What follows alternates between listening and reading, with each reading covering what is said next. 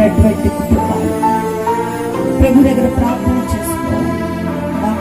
నా కుటుంబానికి సమాధానం, నా ఆత్మకు సమాధానం కావాలి, నా జీవితానికి సమాధానం కావాలి.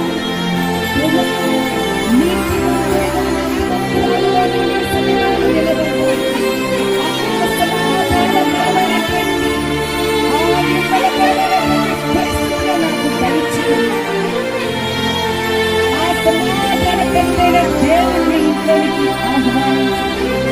ఆయన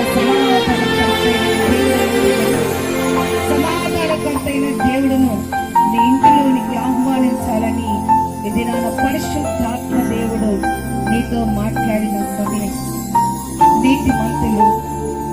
నీతిమంతులు దేశమును స్వతంత్రించుకుంటూ యోసేపు ఐగుప్తును స్వతంత్రించుకున్నట్లుగా దానియేలు బబులోను